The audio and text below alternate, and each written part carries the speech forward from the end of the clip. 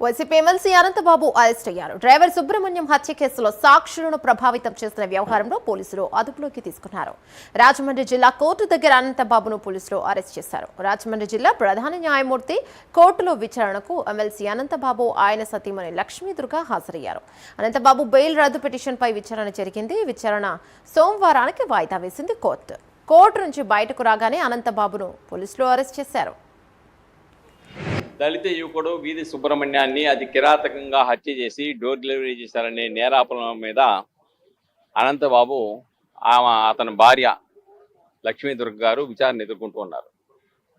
అయితే ఈ కేసు జిల్లా కోర్టులో ప్రత్యేక న్యాయస్థానంలో విచారణ జరుగుతూ ఉండగా విచారణ జరగడానికి సిద్ధంగా ఉండగా ఆ సాక్షుల్ని కాకినాడలో ప్రభావితం చేయడానికి, భయపెట్టడానికి, తప్పుడు సాక్ష్యం చెప్పడానికి, అలాగనే ఒక్కొక్కరికి ₹1,00,000 చొప్పున క్యాష్ను ఇచ్చేసి బలవంతాన్ని ఇచ్చేసి చెప్పకపోతే తీసుకోకపోతే మిమ్మల్ని చంపేస్తామని బెదిరించారని వాళ్ళు ఫిర్యాదు ఇచ్చారు.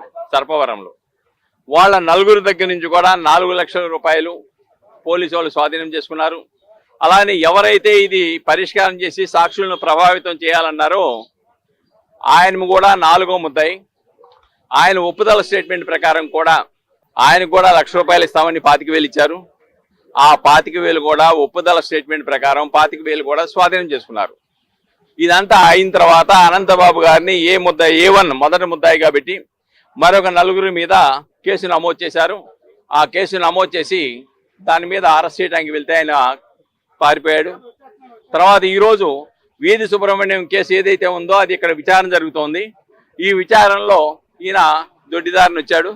వచ్చిన తర్వాత వాయిదా పడిపోయింది. వాయిదా పడిపోయిన తర్వాత సర్పవరం ఏదైతే కేసు నమోదు చేశారో సాక్షులను బెదిరించారని, వీధి సుబ్రహ్మణ్యం హత్య కేసులో సాక్ష్యం చెప్పొద్దని ఏదైతే బెదిరించారో ఆ బెదిరించిన దానిలో ఆ కేసులో అరెస్ట్ చేయడానికి వచ్చారు. వాయిదా పడిపోయినప్పుడు కూడాను వాయిదా పడిపోయిన తర్వాత ఆయన బయటకు వస్తే అరెస్ట్ చేస్తారని అక్కడే ఉన్నారు. చివరికి ఇప్పుడు బయటకు వచ్చారు. ఆ కేసులో వీధి సుబ్రహ్మణ్యం కేసులో కాదు, వీధి సుబ్రహ్మణ్యం కేసులో బెయిల్ రద్దు చేయమనే పిటిషన్ ఇంకోటి ఉంది. దీనిలో ఈ బెయిల్ రద్దు చేయడానికి అది మంగళవారం, బుధవారంలో దాని మీద విచారణ జరిగి నిర్ధారించడం జరుగుతుంది. దళిత రేపు సీఎం చంద్రబాబు ముంబైకి వెళ్లనున్నారు. రేపు మధ్యాహ్నం 1 గంటకు విజయవాడ నుంచి ముంబైకు వెళ్లనున్నారు. The economic times awards for corporate excellence కార్యక్రమంలో ఏపీ సీఎం చంద్రబాబు పాల్గొననున్నారు.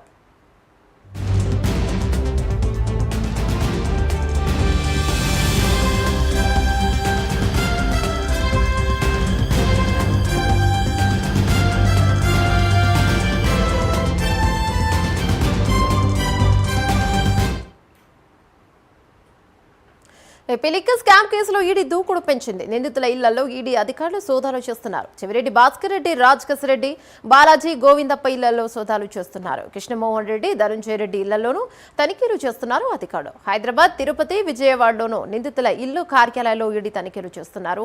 సిట్ నివేదిక ఆధారంగా పలు ప్రాంతాల్లో ఈడీ అధికారులు సోదాలు చేస్తున్నారు. నేడు విశాఖ లాసన్స్ బే కాలనీలో కూడా ఈడీ దాడులు చేస్తున్నట్లుగా సమాచారం. ఇక ఇప్పటికే ఈడీ అధికారులు విశాఖ చేరుకున్నారు. స్థానిక పోలీసుల సహాయం అడిగినట్లు సమాచారం. ఇప్పటికే రాజకేశ్ రెడ్డి ఆస్తులను సిఐడి జప్తు చేసింది.